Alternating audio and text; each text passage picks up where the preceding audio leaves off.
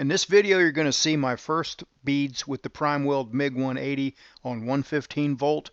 I'm going to be doing a little bit of pulling angle and also a little bit of pushing angle on 11 gauge cold rolled steel.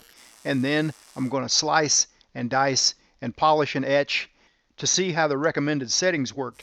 Then I step up to 1/4 inch and see how those same settings work on 1/4 inch with a cut and etch test on that also to verify penetration.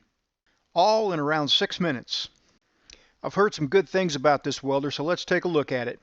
Inside the cabinet here, I've swapped to a 10-pound spool 035 wire. The wire feeder mechanism is all metal. And in the front of the machine here, you see this little pigtail here. That's an easy way to switch polarity. So for hard wire, we go positive. If we were going to self-shielded flux core, we'd go negative, but right now we got a ground on negative. Like a lot of machines, it's got a MIG settings chart. I'm going to try to use the exact settings it recommends here. 7525 argon CO2, 035 wire. I'll come across here to 11 gauge and it tells me 18 volts and 236 inches a minute, and that's exactly what I'm going to use. They also threw in this laminated wall chart for settings, which I find kind of interesting. But we're going to find out if those recommended settings work very well on 11 gauge steel. Now this is what came with the machine, and one of the things is this pigtail. It's a dual voltage machine, 115 volt and 230 volt, and I'm just running right off the wall today with 115 volt. You want to make sure you have a good ground with any MIG welder. That means you want to clamp it to a shiny bright spot instead of on mil scale. For short circuit MIG, I like a short stick out. So what I'm going to do is I'm going to go ahead and trim this nozzle a little bit. The nozzle on the right is from another MIG welder that I have that I like a lot, and I like the way that nozzle's set up flush. Because I'm filming the arc and because I like a short stick out, I know that nozzle was going to be in the way if I left it the way it was. So I trimmed it. All right, first off, we're going to do a pull angle here. This is 11 gauge cold rolled steel. Here we go. I'm not doing much of any kind of motion here. Fairly quick travel speed. That heat kind of wants to push me along the way because it fills up that 1/8 of an inch ledge pretty quickly. So I'm moving on here without doing any side to side motion at all. And I'm trying to keep my gun angle and stick out consistent the whole way. Okay, that's half of it. Now let's do a push angle. I don't get carried away with either angle, and straight in is just fine too. You don't have to push, you don't have to pull. Both work, both angles work. I just kick the gun back about 5 to 10 degrees here and do the same motion that I did with the pull. The main thing is to keep a short stick out and keep that arc up toward the leading edge of the puddle. The copper piece you see laying there is really just to keep it from chattering and also to make sure I maintain a good ground. Well, that one's done. Now we're going to do a little testing on this thing.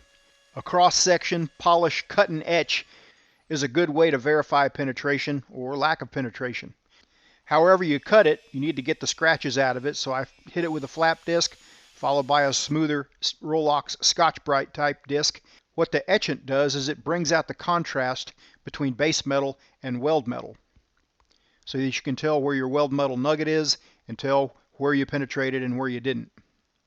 There are some subtle differences between the pull angle and the push angle here, but the penetration profile is similar. So let's see if those same settings will work on 1/4 inch. I know the travel speed's going to slow down quite a bit because I've got to fill up that corner, to get a good 1/4 inch fillet on there. And so slowing the travel speed down, I'm guessing with these same settings might work. Let's do it.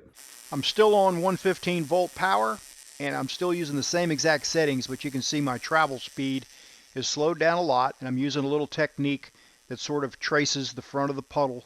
I'm kind of making very tiny little, subtle little circles, but the travel speed's going a lot slower. Again, a cut and etch test will verify how we did on that. Did those settings work? I'll polish it the same way and etch it the same way, and we'll check it and see if it penetrated. Very quickly here, we'll put some of that etchant solution on there, rinse it off with acetone, and it appears that the slower travel speed actually helped the penetration profile here. I wanted to get right into the welding at the beginning, so here's what comes with the machine in case you're interested. A MIG gun, a one-hander welding helmet, I'm going to call this a spectator helmet, the pigtail adapter for 230 and 115 volt, some extra drive rollers for different size wires, a spool gun comes with this, comes in the box. Stinger, it also does stick welding. Flow meter, small spool of ER70 wire, ground clamp and inert gas hose, and some pretty good manuals for the spool gun as well as the machine. I'm impressed with this machine. I think it's a great value, especially since it comes with a spool gun and all the other stuff. So I went ahead and added it to my online store at weldmonger.com. I have several more videos planned with this machine as well as the spool gun.